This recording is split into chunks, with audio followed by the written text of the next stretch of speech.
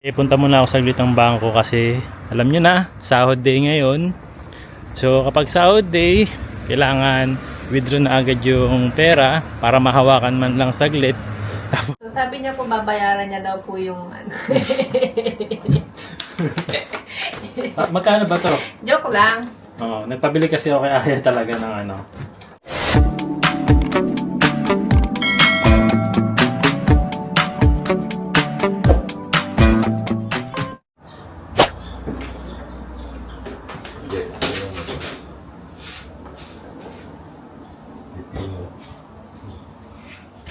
Asan yung nga? Ay, ko?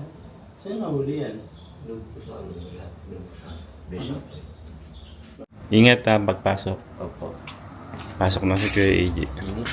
Init ngayon, no? Nagdala ka tubig mo? Opo. Ingat ha. Pasok na si Yuna Chang.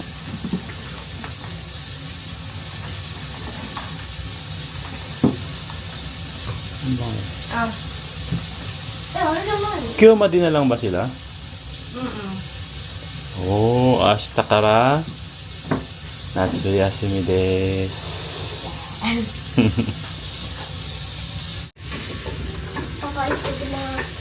Irashay.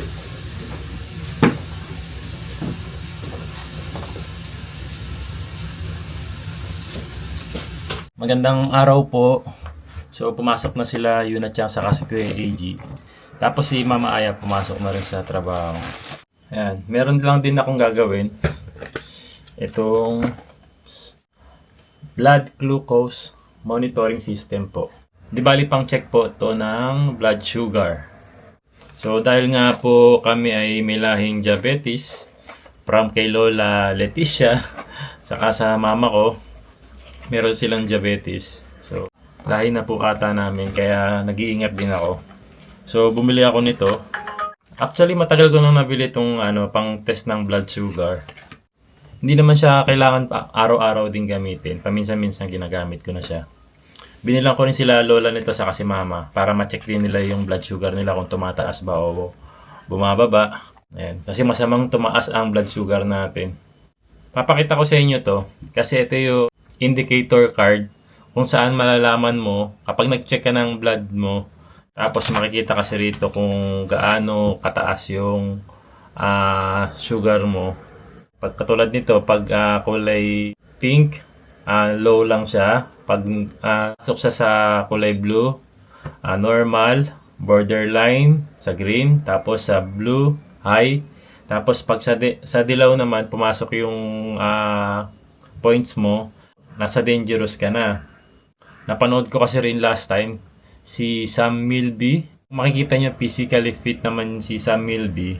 Pero nung nag-test siya ng ganito, ayan, nandito siya sa dilaw. 500 yung kanyang blood sugar. Sobrang taas na po yun. Yun, medyo delikado na rin. Life-threatening na daw po ang tawag doon. Anyway, ayan, check ko na. So ito yung ginagamit. Pinapasok po kasi dito yung needle. Tapos, isaset mo lang siya from 1 to 5. Pag 5 po, mas malalim yung tusok sa'yo. Pag 1 naman, medyo lang. Kaya ang ginagawa ko, nasa number 3 lang ako naglalagay. Ayan. Kailangan patanggalin ito bago malabas yung pinakatusok. Ayan po yung pinakatusok niya. Tapos ipapasok lang po dito sa loob. Tapos, antayin lang natin yung dugo. Ilalagay ko lang yung dugo dito. Tapos, lalabas na yung number kung gaano kataas yung aking blood sugar. Dito ako naglalagay lagi sa kalagitnaan ng daliri natin. Ayan, tusok ko na. Ayun. Ayan, nagdugo na siya. Pasensya na sa mga takot sa dugo. Tapos, ipapasok ko lang dito. Ayun, tumunog na siya. Ibig sabihin, okay na yung dugo na naipasok natin.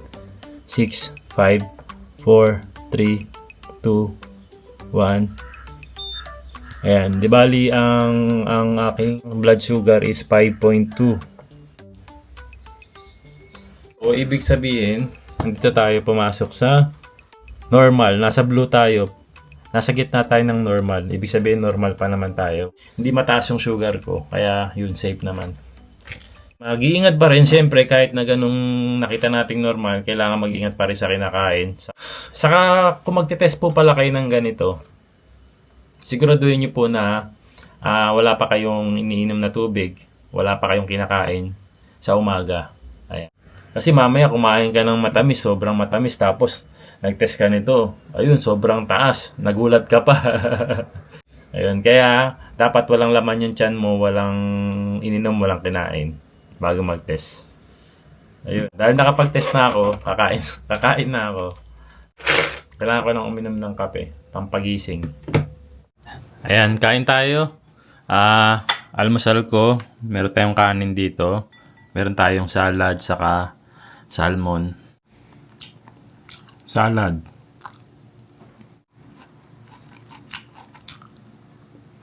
Dito ako ngayon sa labas. May dala tayong tubig kasi didiligan ko yung halaman ni Yuna Chang na tinanim niya sa school. Ayan. Di bali, ito po ay pipino. Pipino po siya. Diligan lang natin sa umaga saka sa hapon. Tubo na yung pipino niya, oh. Isa. Tapos meron din dito. Ayun, ang laki na nito, oh. Ang laki na nito, oh. Tanggalin na natin. Kasi ang sabi nila, pag ganyang sira daw, putulin na. Kasi, matusok pala. Humihigop daw yan ng sustansya ng halaman. So, kailangan tanggalin mo na yung patay na dahon. Di bali kasi itong halaman na to, lahat sila na estudyante sa school ay pinagtatanim sila. Galing na to sa school itong taniman nila. Tatanim nila ron, kapag tumubo na, iuuwi nila, tapos palalaguin nila or palalakihin nila. Hanggang sa tumubo na yung gulay, yung pipino. Bata pa lang talaga sila, tinuturuan na silang mag-alaga ng mga ganito.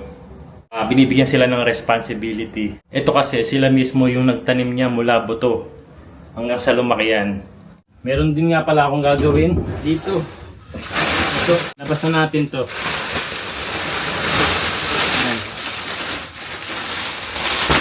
Yung mga futong namin na ginamit namin nung winter.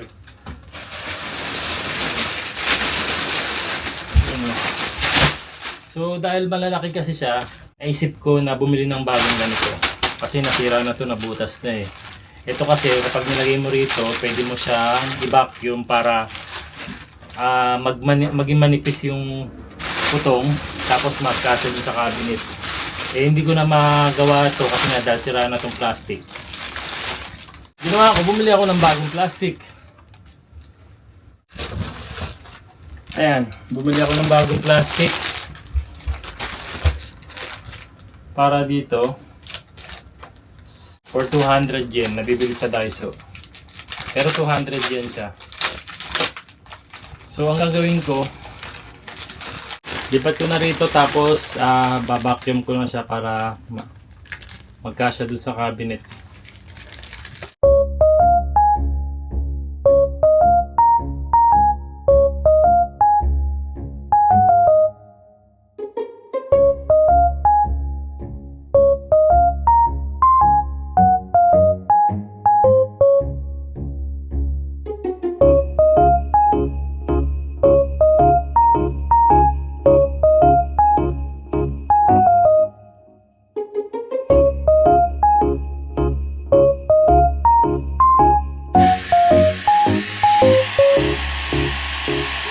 Ayan, napanipis na natin. Tignan nyo naman yung itsura niya kanina. Hindi ko pa nalilipat sa isang plastic. At tignan nyo yung itsura niya nung nalipat ko na. At na-vacuum ko na. Ito naman yung iba-vacuum natin para magkasya na sa cabinet lalo. Nakasya na siya rito. Kasi napanipis na natin. Pwede pang isa. So, nandito po pala ako sa labas ngayon. At dahil nga gawa na yung motor natin, ayan, balik ako sa pag-Uber. So, isa to sa mga extra job ko dito sa Japan, para meron tayong extra income. Ayan, nag-Uber po ako dito. Sa mga hindi nakakaalam po about sa Uber, yung Uber po kasi is yung nagdi-deliver po ng mga in-order na pagkain sa mga restaurant. Tapos kami po yung nagpi-pick up and kami rin po yung nagdi-deliver sa mga umorder. Ang pinakamababa po na kinikita rito ng isang Uber sa isang deliver kapag medyo malapit lang siya sa 320 yen po. Yun yung pinakamababang nakukuha namin. Tapos ang pinakamataas naman kapag sinuwerte ka or dahil bonus yun ni Uber, lumalabas yung 3,000 yen sa isang deliver lang. No, pero napakabihira naman po nun. At hindi naman siya tuloy-tuloy. Kumbaga, yun ay sobrang bihira po. Meron namang 1,000 yen. Ayan, kapag medyo malayo yung i-deliveran mo or marami yung in-order, depende po. Nakadepende po dun lagi yung mga binabayad ni Uber per deliver. Ayan. Kaya naman, kinatsaga ko talaga. Ayan, katulad yan, may umorder. Pero nasa 324 yen. Pupuntahan ko muna ito Ibig sabihin kasi noon medyo malapit lang yung dideliveran natin. Ayun, sa mga gusto ring maging Uber driver dito sa Japan, ayan, puntahan nyo lang yung link na ilalagay ko sa comment. I-click nyo lang yun, tapos mag-download na kayo ng Uber app. Tapos pwede na kayo maging Uber driver dito sa Japan.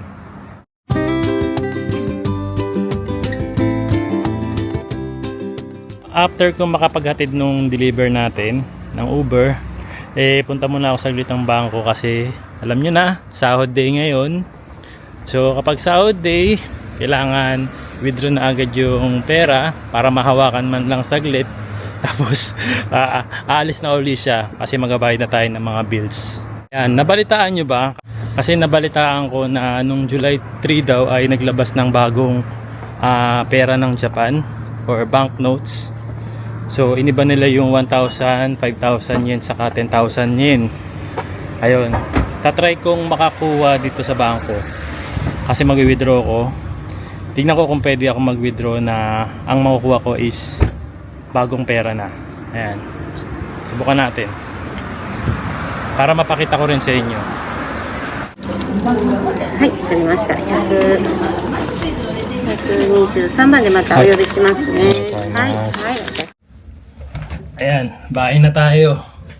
Excited na akong makita or pakita sa inyo yung mga bagong pera dito sa Japan. Ayan na sila Ayan, meron tayo ditong 10,000 yen, meron tayong 5,000 yen, saka 1,000 yen. Papakita ko na rin sa inyo kung ano yung difference nila dun sa lumang pera ng Japan. Tapos pakita ko na rin sa inyo kung ano yung itsura nila kapag pinagtapat-tapat natin yung pera natin na 1,000 pesos tapos 1,000 yen dito sa Japan. Yung luma saka yung bago dito sa Japan. Ayan. Apat pala yung kinuha kong 10,000 yen. Tapos tatlong 5,000 yen. Tapos tatlong 1,000 yen. Bakit yun lang ang kinuha ko? Kasi hanggang 10 piraso lang daw kasi yung pwede mong makuha mula sa bangko. Ayan, sa mga gustong makakuha rin ng bagong pera dito sa Japan, bagong yen or bagong banknotes dito sa Japan, pwede po kayong kumuha kahit saang bangko, basta meron po kayong account doon sa bangko na yon. Tapos hanggang 10 lang yung pwede mong makuha ng libre na walang charge. Pwede ka naman kumuha ng 11 pataas na piraso, kaya lang meron daw charge. Kaya 10 lang yung kinuha ko para wala ng charge. Ayan, sakto naman na meron pa akong peso dito. Meron pa nga akong 1,000 pesos. May 500 pesos. May 200 pesos din ako. Talagang tinatabi ko talaga siya. Tapos 100 pesos. May 50 pesos din ako dito. Ayan. Tapos meron din akong 20 pesos. Kapag umuwi kasi ako sa Pilipinas, tapos bumabalik ako dito sa Japan, nagtatabi talaga ako ng tigi-tigisan nito. Kasi para nakakita pa rin ako ng peso. Ayan. Anyway, balik tayo dun sa yen. Pakita ko lang sa inyo yung difference nung luma sa bagong 1,000 yen. Ayan, ito yung difference nila. So, makikita nyo rito na mas lumaki yung numbers. Tapos, hindi ko alam kung same person pa rin to, pero parang iba na yung tao ngayon dito sa 1,000 yen. Ayan, mamaya sa search natin. Ang nakakatuwa dito, ito yung bago nila na parang naka 3D na yung tao dito. So, hindi pala ako nakakuha ng 5,000 yen. Di bali, ito yung difference ng dalawang 5,000 yen. Tapos yung 10,000 yen naman, ito naman yung difference nila. Lumaki rin yung numbers, tapos yung tao, hindi ko alam kung parehas na tao pa rin to. Pero, yan. Kung ikukumpara naman natin sa 1,000 pesos natin, ganito yung kinaibahan ng lapad nila. Mas malaki talaga yung 10,000 yen. Mas malapad yung 10,000 yen. Kaya siguro tinawag na isang lapad to kasi mas malapad siya dun sa peso natin. And di ba sa 10,000 yen po, siya po si Eiichi Shibusawa. Ayan, kilala po kasi siya na father of capitalism dito sa Japan. 10,000 yen ngayon as of today, nasa 3,700 pesos po. Naalala ko nga dati noon, umabot pa to ng 5,500 pesos itong yen natin sa peso. Ngayon, sobrang baba na talaga, 3,700 na lang. Tapos, ito naman pong 5,000 yen, ang equivalent naman po nito is nasa 1,850 pesos. Grabe, sobrang baba na. Ano na lang mabibili nun sa Pilipinas, ano? Itong 5,000 yen, mga gamit namin siguro pambayad ng bill ng tubig. Isang buwan dito sa Japan. Ang nakalagay naman dito si Omeko Chuda. Ayan. Siya yung kauna-unahang Japanese na babae na nagpunta ng ibang bansa daw para makapag-aral. Ayan, si Omeko Chuda. Ayan siya. Pwede nga natin siya itulad kay Jose Rizal na pumunta ng ibang bansa para lang makapag-aral. Ayan, si Omeko Chuda. Ito naman sa 1,000 yen, ang equivalent naman nito is nasa 370 pesos. So, ano bang mabibili natin dito ng... Ano bang mabibili natin na 1,000 yen dito sa Japan? Usually, isang meal sa restaurant. Makakakain ka na ng isang meal sa restaurant ng 1,000 yen. Meron din namang mas mababa, 800 yen, ganun. Pero kung gusto mo medyo masarap-sarap, 1,000 yen. Ayan. Ang nasa 1,000 yen naman po ay si Kitasato Shibasaburo. Si Kitasato naman is a bacteriologist na naka-invento raw ng gamot para sa mga tetanus. Ayan. Isa pang lumang 1,000 yen. Diba? Magkakaiba sila. Pinakaluma, ito yung sumunod. Tapos ito naman yung pinakabagong 1,000 yen. Tapos alam ko meron pang 2,000 yen eh. Wala lang ako nung 2,000 yen. Meron lang ako dito ibang pera. Ito, 1,000 Korea, $2 Singapore, $5 Singapore. Meron din pala akong 100 yen na papel. Hindi ko alam kung magkano na po ang value nito. Ano sa tingin nyo? Hindi ko alam kung anong country to. 20. 1 Malaysian RM. Ano ba ibig sabihin ng RM? 1 port dinar. O syempre, hindi tayo mawawala nito. 1 US dollar. 20 Hong Kong dollars. 10,000 Korea. 1 real Qatar. 1 real Qatar. So marami akong iba-ibang klaseng pera na tinatabi ko talaga. Mahilig akong mag-ipon ng iba-ibang klaseng pera. Kaya kapag may nagbibigay sa akin ng ibang bansa, tinatabi ko talaga. Total, pinakita ko na sa inyo yung mga bagong pera. Pakita ko na rin sa inyo yung mga coins nila rito. 500 yen. Tapos, ang sumunod dyan, ito naman po yung 100 yen. Ito naman ay mga gamit natin sa mga Daiso or sa mga 100 yen shop. Pero dahil may tax, 110 po ang binabayad natin sa Daiso sa bawat items nila. Tapos, ang sumunod naman po dyan, itong 10 yen. Yung pinakauli po, itong 1 yen nila. Yung 50 yen, wala ako ngayon eh. Pero meron din 50 yen dito. So, after ko ng work, galing ako sa labas. Skarisang Modesta pala. Sa Sambandesta. Tapos yung paglabas ko, diretso ako ng Apita. Apita, Kasi yung mall. Bumili ako ng Apita. Ay, ng ano. Hindi Apita yung bibili mo. Ano ba yung binili mo na yan? Ito na ba yung ibibigay natin kila Tita Jack? Bumili ako ng ano lang naman, konting kumbaga sa Japan ay kimochi. No? Kila Tita Jack. For Tita Jack and Tito Chichang. No, kumbaga parang pasasalamat lang dun sa mga binibigay nila sa atin, di ba? Bilang pasasalamat namin kila Tita Jack saka kay Tito Chichang. So sabi niya po babayaran niya daw po yung ano. Magkano ba to? Joke lang. Oo, nagpabili kasi ako kay Aya talaga ng pangbigay kay Tita Jack sa kay Tito Chichang. Magkano to? Papakita mo. Ayan, pantanggal pagod. Pagod sa trabaho to eh.